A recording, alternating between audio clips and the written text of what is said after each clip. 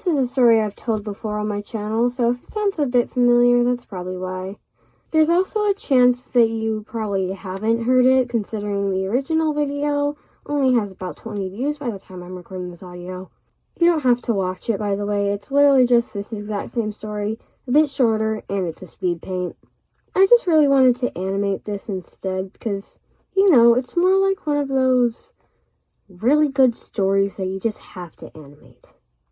I'm not exactly sure how long this video will be. I assume it'll be longer than my other videos, so strap in, folks.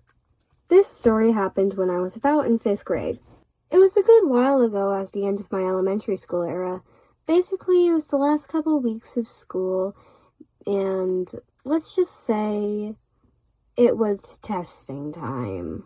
We would be testing all week except for Monday, so today, the day it happened, takes place on Monday. Now, the whole day, I felt fine. I started feeling a bit tired during lunch, which was weird because I normally don't get tired. Listen, I have insomnia, but I was perfectly fine back then. My sleep schedule was good, but for some reason, I just felt really drained and tired. Eventually, recess pulled around. I peacefully walked around with one of my friends until all of a sudden I collapsed. Now, I didn't faint. It wasn't that serious. But one of my legs started hurting so much that I could barely get up. If I could describe it, imagine you got stung by a bee, except the pain was not outside of your leg, but inside your leg, and it was muffled, but still very painful. One of my friends carried me to the nurse's office, and the nurse immediately called my father because she had no idea what was going on with me. This part cracks me up every time I think about it. For some context, the entrance of my school consists of a T shape. So there would be the entrance to my old school and 2 little hallways. Now the cafeteria was on one end of the hallway and the other door to the cafeteria was near the middle. So my teacher, because I had 4 teachers for some reason in 5th grade, was walking her class back from lunch.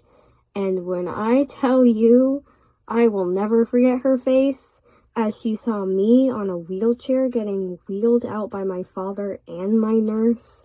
Oh God. Eventually, we ended up making it to the car.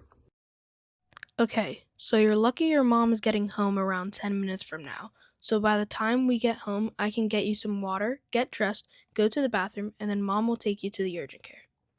We got out of the car and my leg was still hurting, but definitely a lot less than earlier. I sat on the couch and waited for my mom to get home. Luckily, it didn't take that long for her to come. My mom rushed me to urgent care. We got in, and they put us in a room that actually wasn't really a room. It was just a, little room, but with a curtain instead of a door. They took my pee so they can run tests on it, gave me a couple shots, and 8 hours of testing and exhaustion later. By the way, my dad had to come in and give me and my mom food and our phones and chargers and my mom's Kindle.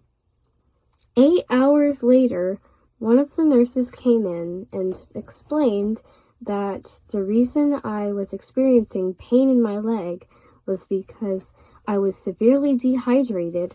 If I went any else without water, I probably would have, had organ failure. And the reason my leg hurt so much is because my muscle wasn't getting enough water and it pretty much failed on me.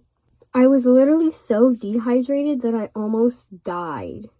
The nurse advised that me and my mom go to a hospital for the night just to see. So I had an IV in my arm, by the way. 4 hours of driving to a hospital with the IV still in my arm, and we finally made it. By this point, it was about midnight, if not later. So we got checked in and, slept. It was really funny texting all my friends telling them that I'm currently in the hospital. They woke us up about every single hour or so to check my blood pressure and make sure I'm still alive. So about a couple hours later, and 3 things of water pumped into my blood, I was okay, kinda, still in recovery. I got a shot at 5 a.m., but at that point I already got at least 5, so I genuinely just didn't care at that point. At about 9 a.m., me and my mom are both clearly awake. Luckily, the water was actually starting to helping. Okay, this part is a bit sad, and I genuinely don't wish this on anybody, but while we were in our rooms, there was a code blue. If you don't know what a code blue is, in hospitals and doctors' offices, a code blue means somebody stopped breathing. And the even more heartbreaking part is this was a children's hospital. I genuinely hope whoever had that code blue is okay. The nurse came in and advised me and my mom could take a walk around the O-shaped hallway so, I could practice using my leg. It genuinely felt a lot better, so I'm really happy that helped. Eventually, I got the IV out, and at around 2 p.m., I got to go home. I slept the whole day and, recovered. I had to retake the end-of-year testing that I missed on Tuesday because I missed it. I don't really know if I'll be able to find the photos of the hospital visit, but if I could find them, here they are. Thanks for watching this video and, finishing it to the end. Just an FYI, that was me, a good couple years ago. So if I look young in those photos, that's because I was. And by now, special thanks to my friend Raven for voicing my dad, and special thanks to Quiltro for animating the first half of the video. Trust me, he's a really good animator. Please subscribe to him, and hey, maybe subscribe to me too. If you want to join my Discord server, here it is. If you need any business related things, there's my business email. And if you need any want to send me fan art, reach out to me or anything like that, there's my non-business email. Anyways, I hope you all have a great day. If I sound sick, that's because I'm a bit sick. I hope you all have a great day, and make sure to go to bed because I know you're probably watching this at 2 a.m.